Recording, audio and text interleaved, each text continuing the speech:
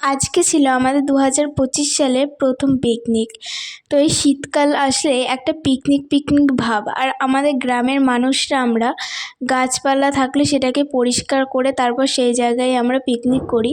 এদিকে ফার্স্টে আমি আর দাদা চলে এসেছিলাম সকালবেলা একদম জায়গাটা খুব সুন্দরভাবে পরিষ্কার করে নেওয়ার জন্য। পরিষ্কার করে একদম উনুনটা ভালোভাবে খুঁড়ে নিয়েছিলাম। এদিকে কাজ করতে করতে আমার হাতটা কেটে গেছিলো, তাই আমি আর ঠিকঠাক করে লাস্টে কাজ করতে পারিনি। দাদা এদিকে উনুনটা খুঁড়ে দিয়েছিল। তারপরের দিনই সকালবেলা এদিকে আমাদের পিকনিকের তোড়জোড় শুরু হয়ে গেছিলো। হয়েছিল চানা মশলার সাথে নানপুরি।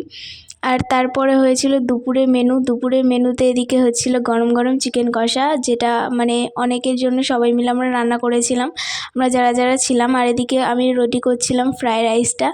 গরম গরম ফ্রায়েড রাইস একদম কলা পাতায় ছড়িয়ে নিয়ে বসে পড়েছি। তো আজকে এটাই ছিল আমাদের পিকনিকের মেনু। তো তোমাদের কেমন লাগলো পিকনিকের মেনুটা?